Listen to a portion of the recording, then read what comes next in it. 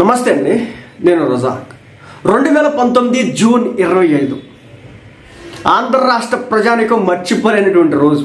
ఎందుకంటే జగన్మోహన్ రెడ్డి గారి విధ్వంస పాలనకి నాంది పలికిన రోజుగా ఈ రోజున అటు టీడీపీ వాళ్ళు కావచ్చు, జనసేన వాళ్ళు కావచ్చు చెప్పడం అయితే జరుగుతోంది. జగన్మోహన్ రెడ్డి గారి పాలనలో మొదటి రోజు ఆయన చేసిన పని ఏంటో తెలుసా? చంద్రబాబు నాయుడు గారి పాలనలో అధికారంలోకి వచ్చిన తర్వాత చంద్రబాబు నాయుడు గారు చేసిన మొదటి పని పెన్షన్ల మీద, పెన్షన్ ఇంక్రిమెంట్ల మీద సంతకం పెట్టడం, తర్వాత గ్యాస్ సిలిండర్ల మీద సంతకాలు పెట్టడం, అంటే అవి డిస్ట్రిబ్యూషన్ కాను. కానీ జగన్మోహన్ రెడ్డి గారు అధికారంలోకి వచ్చిన వెంటనే మొదట చేసినటువంటి సంతకం ఏంటో తెలుసా? ప్రజావేదికను కూల్చడం. ప్రజావేదికని కూల్చడంతో స్టార్ట్ అయినటువంటి పాలనకి 5 ఏళ్ళు అయితే కొనసాగిందన్నమాట. ప్రజావేదిక దగ్గర నుంచి జగన్మోహన్ రెడ్డి గారు ఎదురొచ్చినటువంటి అన్నా క్యాంటీన్లను లేపేసినారు.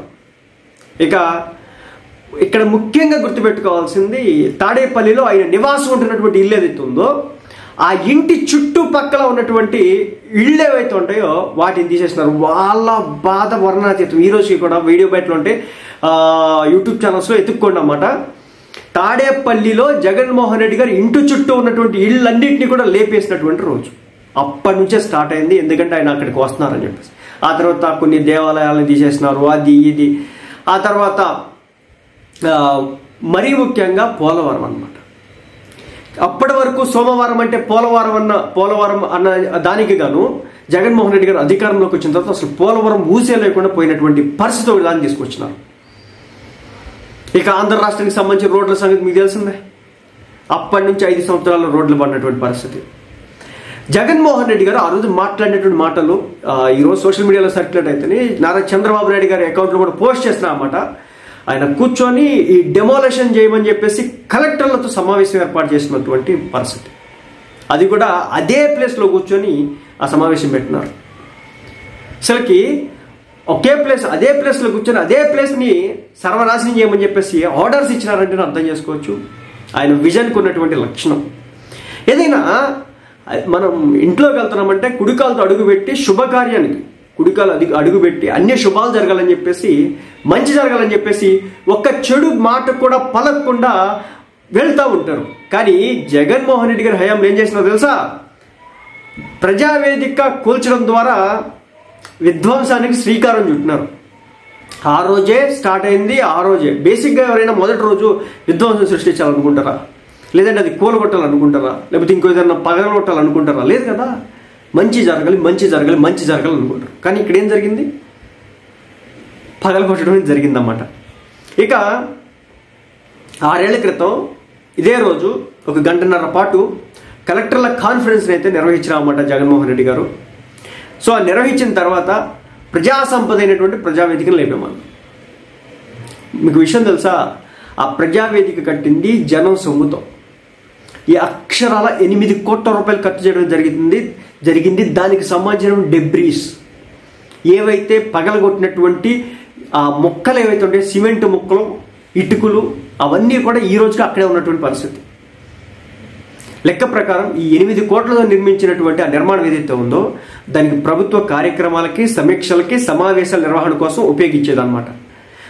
ప్రజల కోసం నిర్మించినటువంటి ఒక బిల్డింగ్ని దాన్ని కూల్ చేసి ఒక రకమైన ఆనందం పొందినారంటే నాకు ఈరోజు కూడా అదే అర్థం కాదు.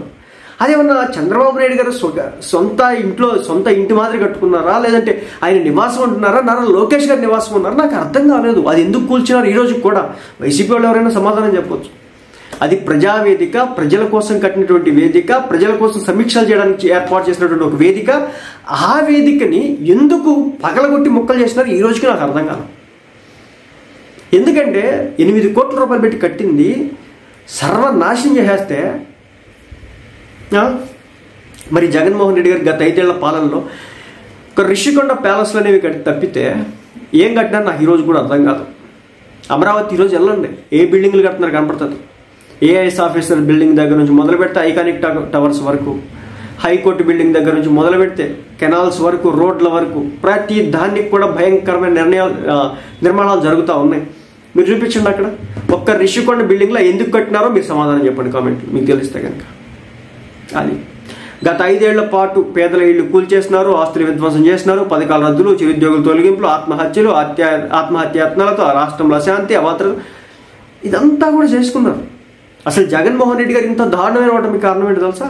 ఆయన తీసుకున్నటువంటి నిర్ణయాలు. అవి కనుక జరగకపోయి ఉంటే ఇంత భయంకరమైన ఓటమి అయితే ఉండేది కాదు. అదేవిధంగా కూల్చివేతలతో మొదలుపెట్టినటువంటి రాష్ట్రాన్ని అభివృద్ధి అనేది కనిపించకుండా చేసినారు. ఒక్క కంపెనీ కూడా మన రాష్ట్రంలో అడుగు పెట్టనీయకుండా చేసినారు. చివరాఖరికి కియా లాంటి కంపెనీలు వస్తే వాటిని తరవడానికి ప్రయత్నాలు జరిగినాయి. తర్వాత జాకీ అండర్వేర్ సంబంధించినటువంటి కంపెనీస్ వస్తే వాటిని కూడా విధ్వంసం, విద్వేషం, విధ్వంసం ఇవన్నీ కూడా రకరకాల ఎత్తి నడిచినాయి.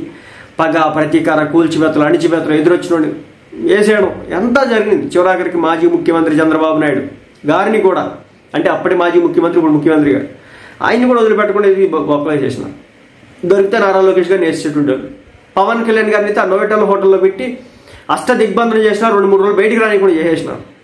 కాబట్టి ఈరోజు కూడా జగన్మోహన్ రెడ్డి గారి అభిమానంతో మంచి వాళ్ళు ఉంటారు, నేను కాదన్ను. కానీ ఏంటంటే మోక పెట్టలేకపోతుంది, దాన్ని కంట్రోల్ చేసుకోలేదా రప్పా రప్పా నరుగుతాం, రప్పా రప్పా కోస్తాం, దొరికిందని దొరికినట్టని. ఇలాంటి వాళ్ళని కంట్రోల్ చేయాల్సిన బాధ్యత ఆయన మీదే ఉంది.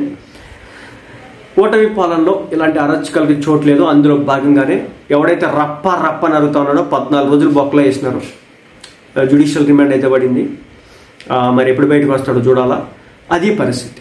ఇక గంజాయి బ్యాచ్ని వేటాడడం, లేకపోతే అక్రమ మార్గాల్లో డబ్బు సంపాదించుకోవడం, ఇసుక దవ్వుకోవడం, మట్టిని దోలేయడం, ఈ బ్యాచ్లు అన్నిటికీ కూడా కుటుంబ ప్రభుత్వాలు అయితే గట్టిగా ఆపడం జరుగుతుంది. సో మొత్తానికి 6 ఏళ్ళు అయితే అయిందనమాట జగన్మోహన్ రెడ్డి గారి పాలనకి. దాదాపు ఇంచుమించు ఆల్మోస్ట్ అన్ని డిషంలే. మరి చూడాలి మరోసారి ఇంకోసారి గవర్నమెంట్ అధికారంలోకి ఆయన వస్తే కనుక పరిస్థితులు ఎలా ఉంటాయో. ఈ 5 ఏళ్ళు ఆయన పాలన చూసిన తర్వాత ఇంకా ప్రజలు అలాంటి నిర్ణయం తీసుకుంటారో చూడాలి.